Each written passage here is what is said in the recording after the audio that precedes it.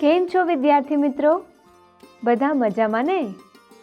મજામાં તો લાગો જ છો. તો મને જરા કહો જોઈએ કે આપણે કયું કાવ્ય શીખી રહ્યા છીએ? અરે વાહ, તમને બધાને યાદ છે. આપણે જનની કાવ્ય વિશે શીખી રહ્યા છીએ. તો ચાલો, તમને બધાને કદાચ યાદ જ હશે કે આપણે ગયા અંકમાં શું શું શીખી ગયા. શું થયું? યાદ નથી? જરાય ચિંતા ના કરતા. જુઓ, તમને હું એકવાર ફરીથી યાદ કરાવી દઉં.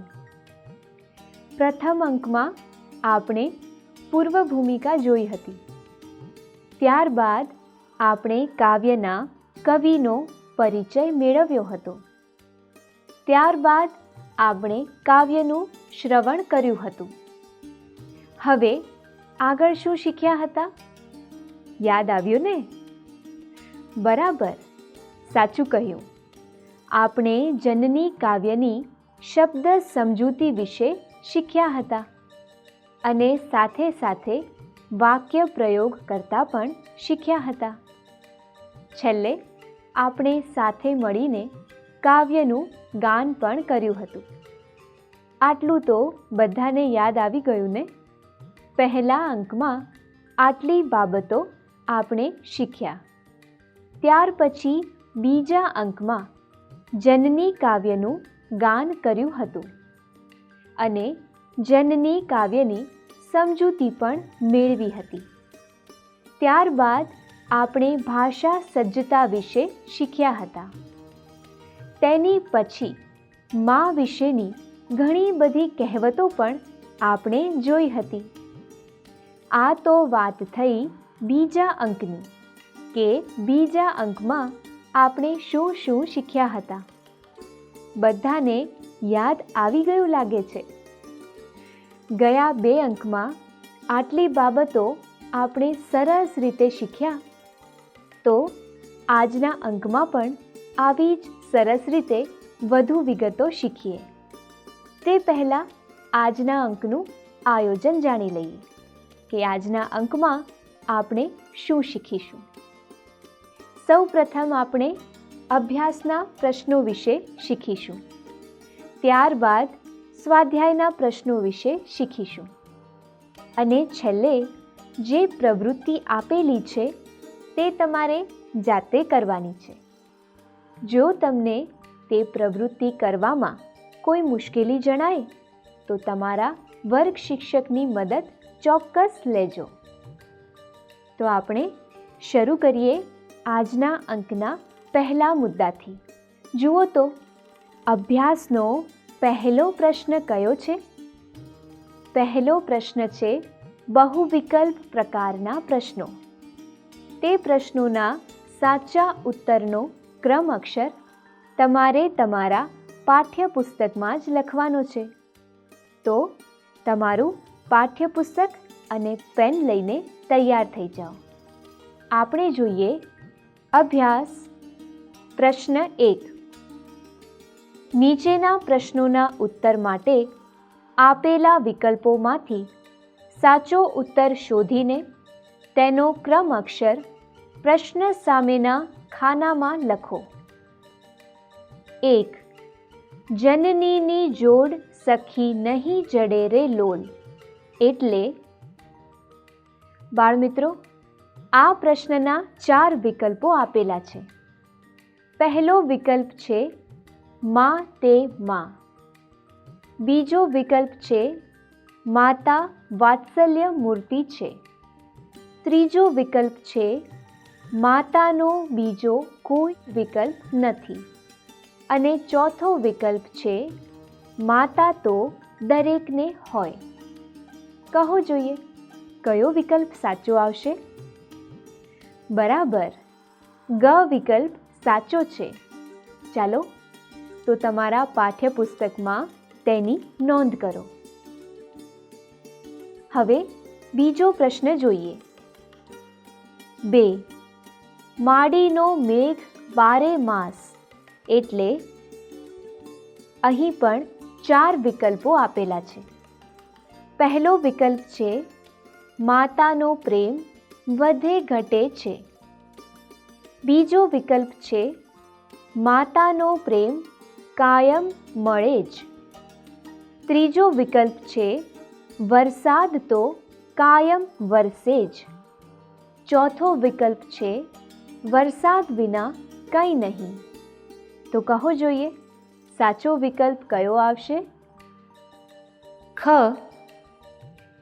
કારણ કે માતાનો પ્રેમ કાયમ મળે જ. ચાલો તેનો ક્રમ અક્ષર બાજુના ખાનામાં લખો. હવે ત્રીજો પ્રશ્ન જોઈએ. 3. માતાનો પ્રેમ કેવો હોય છે? કેવો હોય છે માતાનો પ્રેમ? પહેલો વિકલ્પ છે વરસતી વાદળી જેવો. બીજો વિકલ્પ છે ચળકતી ચાંદની જેવો.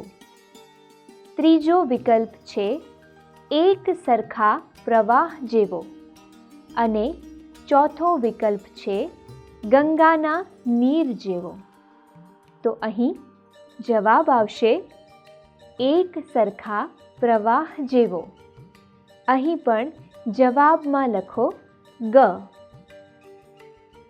બાળમિત્રો, ચાલો હવે અભ્યાસનો બીજો પ્રશ્ન જોઈએ, જેમાં તમારે પ્રશ્નોના એક એક વાક્યમાં ઉત્તર આપવાના છે. પ્રશ્ન 2. નીચેના દરેક પ્રશ્નનો એક એક વાક્યમાં ઉત્તર આપો. 1. માતાને શાનાથી મીઠી ગણવામાં આવી છે? આ પ્રશ્નનો જવાબ તો બધાને ખબર હશે, ખરી વાત ને? ચાલો આપણે તેનો ઉત્તર જોઈએ. ઉત્તર: માતાને મધથી પણ મીઠી ગણવામાં આવી છે. ચાલો હવે બીજો પ્રશ્ન જોઈએ. 2. માતાની આંખ શાનાથી ભરેલી છે? ઉત્તર: માતાની આંખ અમી એટલે કે અમૃતથી ભરેલી છે. ખરું ને? આનો જવાબ તો તમને આવડે જ છે, બરાબર ને? ચાલો આપણે જોઈએ ત્રીજો પ્રશ્ન. 3. માતાના વેણ કેવા છે? કોણ કહેશે કેવા છે માતાના વેણ? હા, બરાબર છે. ઉત્તરમાં લખો.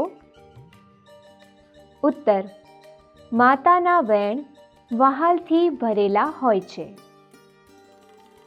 ચાલો હવે ચોથો પ્રશ્ન જોઈએ. 4. માતાના કાળજામાં શું ભરેલું છે? કાળજામાં કંઈક ભર્યા કોડ રે. આ પંક્તિ યાદ આવીને તમને? હા, તો ઉત્તરમાં લખો. ઉત્તર: માતાના કાળજામાં કંઈક કોડ એટલે કે અરમાન ભરેલા છે. હવે આપણે જોઈએ છેલ્લો પાંચમો પ્રશ્ન. 5. કોનો પ્રેમ પ્રવાહ એક સરખો છે? ચાલો આ પ્રશ્નનો જવાબ એક સાથે જોરથી બોલો જરા. હા, માતાના પ્રેમનો પ્રવાહ એક સરખો વહે. ખરી વાત ને? તો ચાલો ઉત્તરમાં લખો. ઉત્તર: માતાના પ્રેમનો પ્રવાહ એક સરખો વહે છે.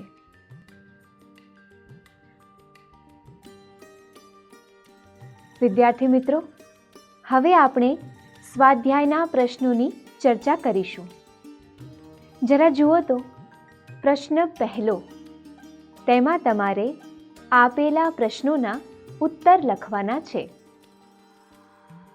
સ્વાધ્યાય પ્રશ્ન 1. નીચેના પ્રશ્નોના ઉત્તરો લખો.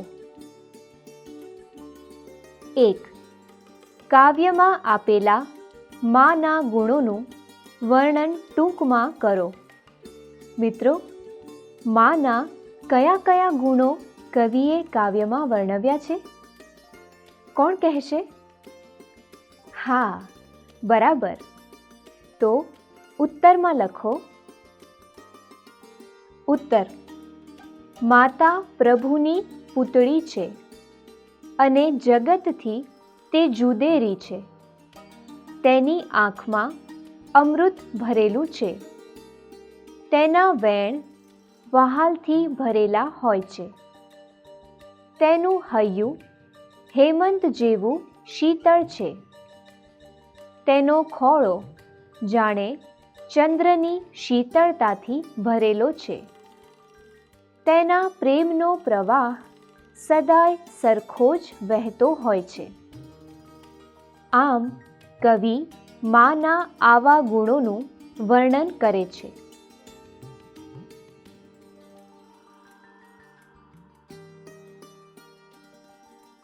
જોયું ને મિત્રો, માના ગુણો કવિએ કેટલી સુંદર રીતે વર્ણવ્યા છે.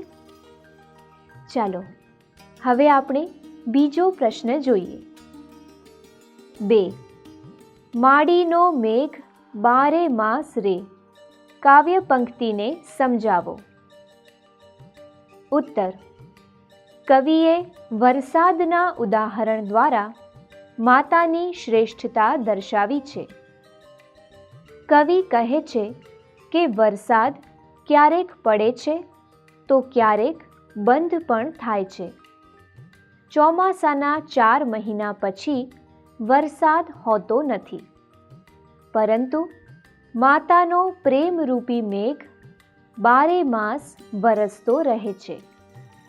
તેમાં કદી વધઘટ કે ભરતી ઓટ આવતી નથી.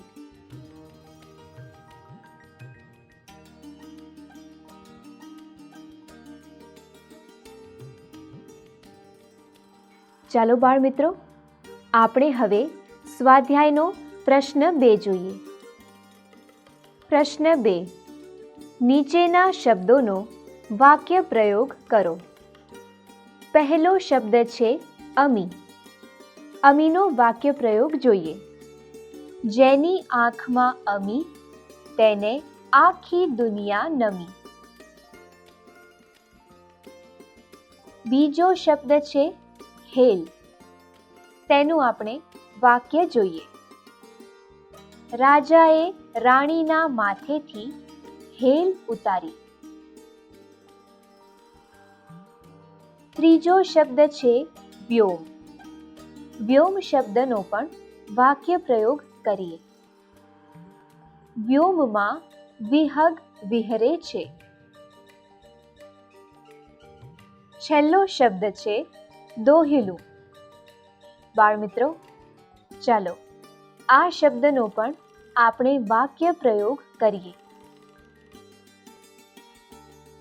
રામ જેવા મહાન બનવું દોહિલું છે. બાળમિત્રો, ચાલો હવે આપણે સ્વાધ્યાયના ત્રીજા પ્રશ્ન તરફ આગળ વધીએ, જેમાં આપેલા શબ્દો માત, સોડ, પ્રાણ અને માસ જેવા શબ્દોના સરખા ઉચ્ચારવાળા શબ્દો આપણે કવિતામાંથી શોધીને લખવાના છે. પ્રશ્ન 3. નીચે આપેલા શબ્દો જેવા ઉચ્ચારવાળા શબ્દો કાવ્યમાંથી શોધીને લખો. 1. માત. માત જેવો બીજો શબ્દ છે જાત. હવે પછીનો શબ્દ છે સોડ અને તેના જેવા સરખા ઉચ્ચારવાળો શબ્દ છે કોડ. આગળનો શબ્દ છે પ્રાણ. તેના જેવા જ ઉચ્ચારવાળો શબ્દ છે લાણ. અને છેલ્લો શબ્દ છે માસ. માસ જેવા જ ઉચ્ચારવાળો શબ્દ ઉજાસ થશે. અહીં કવિએ છેલ્લે શબ્દોમાં પ્રાસનો ઉપયોગ કર્યો છે. આગળ જતાં તમે અંત્યાનુપ્રાસ વિશે શીખશો ત્યારે તમને વધુ સમજ પડશે. ચાલો હવે સ્વાધ્યાયનો ચોથો પ્રશ્ન જોઈએ. અહીં દર્શાવેલ શબ્દો માટે કાવ્યમાં વપરાયેલા શબ્દો શોધીને આપણે લખવાના છે. પ્રશ્ન 4. નીચે આપેલા શબ્દો માટે કાવ્યમાં વપરાયેલા શબ્દો શોધીને લખો. પહેલો શબ્દ છે માતા. તેના માટે કાવ્યમાં શબ્દ વપરાયો છે જનની. બીજો શબ્દ છે આકાશ. તેના માટે કાવ્યમાં કયો શબ્દ વપરાયો છે? કોને મળી ગયો? હા, આકાશ માટે શબ્દ છે વ્યોમ. ધરતી માટે શબ્દ વપરાયો છે ધરણી. છેલ્લો શબ્દ છે ચંદ્ર. ચંદ્ર માટે કાવ્યમાં ખૂબ સુંદર શબ્દ વપરાયો છે શશી. બાળમિત્રો, હવે આપણે સ્વાધ્યાયનો 5મો પ્રશ્ન જોઈએ.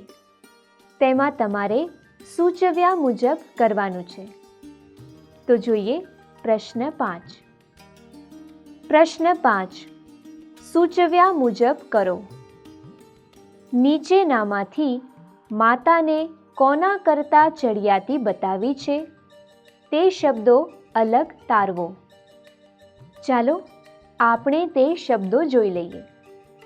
પહેલો શબ્દ છે જંગલ. બીજો શબ્દ છે ધરતી. પછીનો શબ્દ છે જમના. ત્યારબાદ વાદળી, ગંગા, સૂરજ, ચંદ્ર, તારા, વરસાદ, વાવાઝોડું, સુનામી, ધરતીકંપ અને મધ. આ શબ્દો પૈકી કયા કયા શબ્દો કરતાં માતાને ચડિયાતી બતાવી છે? ચાલો આપણે તે શબ્દોને અલગ કરીએ. ધરતી, વાદળી, ગંગા, મધ. આટલા શબ્દો કરતાં કાવ્યમાં માતાને ચડિયાતી બતાવાઈ છે. બાળમિત્રો, સૂચવ્યા મુજબ કરોમાં હવે આપણે તેના બીજા પ્રશ્ન વિશે લખવાનું છે. ચાલો આપણે તે પ્રશ્ન જોઈએ. પ્રશ્ન છે, અલગ તારવેલા શબ્દોવાળી પંક્તિઓ કાવ્યમાંથી શોધીને લખો. જરા જુઓ તો ધરતી શબ્દ કઈ પંક્તિમાં વપરાયો છે? ધરણી માતાએ હશે ધ્રુજ તીરે લોલ. તો ચાલો આ પંક્તિ કાવ્યમાં જોઈને લખો. બીજો શબ્દ છે વાદળી. વાદળી શબ્દ કાવ્યમાં કઈ પંક્તિમાં વપરાયો છે? હા, વરસે ઘડીક વ્યોમ વાદળી રે લોલ. હવે ત્રીજો શબ્દ જુઓ. ત્રીજો શબ્દ કઈ પંક્તિમાં વપરાયો છે? વિચારો જરા. શબ્દ છે ગંગા અને તે કાવ્ય પંક્તિ છે ગંગાના નીર તો વધે ઘટે રે લોલ. આગળનો શબ્દ છે મધ. આ શબ્દ તો કાવ્યની પહેલી જ પંક્તિમાં વપરાયો છે. જુઓ જરા. મીઠા મધુ ને મીઠા મેહો લારે લોલ. બાળ દોસ્તો, હવે સૂચવ્યા મુજબ કરોમાં બાકીના 2 પ્રશ્નો તમારે જાતે લખીને લાવવાના છે. જેમાં એક પ્રશ્નમાં પંક્તિનો ભાવાર્થ લખવાનો છે અને બીજા પ્રશ્નમાં તમારે તે ભાવાર્થને ફકરા સ્વરૂપે લખવાનો છે. ઘરે જઈને તમારી જાતે આ બંને પ્રશ્નોને તમે લખી લાવજો. હવે આપણે સ્વાધ્યાયનો છેલ્લો પ્રશ્ન જોઈએ, એટલે કે પ્રશ્ન 6. આ કાવ્યના સમૂહ ગાન વખતે સંગીતના કયા કયા સાધનોનો તમે ઉપયોગ કરશો? તમને કયું વાદ્ય વગાડવું ગમશે? બાળમિત્રો, આ પ્રશ્ન પણ તમારે જાતે જ લખવાનો છે. આ કાવ્યના ગાનને એકવાર ફરી યાદ કરજો. એમાં કયા કયા સંગીતના સાધનોનો ઉપયોગ થયો છે તેની તમે યાદી બનાવજો. અને જ્યારે સમૂહ ગાન કરો ત્યારે તેમાં કયા કયા સાધનોનો ઉપયોગ કરશો તે પણ નોંધી રાખજો. અને એમાંથી તમને કયું વાદ્ય વગાડવું ગમશે? બાળમિત્રો, આ પ્રશ્ન પણ તમારે જાતે કરવાનો છે. આ કાવ્યના ગાનને એકવાર યાદ કરજો. એમાં કયા કયા સાધનોનો ઉપયોગ થયેલો છે તેની તમે એક યાદી બનાવજો. અને તમે જ્યારે સમૂહ ગાન કરો ત્યારે તેમાં કયા કયા સાધનોનો ઉપયોગ કરશો અને એમાંથી તમને કયું વાદ્ય વગાડવું ગમશે તે પણ નોંધજો. તો ચાલો હું તમને થોડા વાદ્યો અને તેના નામ અહીંથી બતાવું છું. તમારે તે વાદ્યોના નામ વાંચીને તમારી નોટબુકમાં નોંધવાના છે. તો તૈયાર થઈ જાઓ. 1. હાર્મોનિયમ. 2. ઢોલક. 3. ખંજરી. 4. મંજીરા. આ બધા નામ તમે બરાબર રીતે નોંધ્યા ને? સરસ. હવે જરા છેલ્લો પ્રશ્ન જુઓ તો શું આપેલું છે? પ્રવૃત્તિ.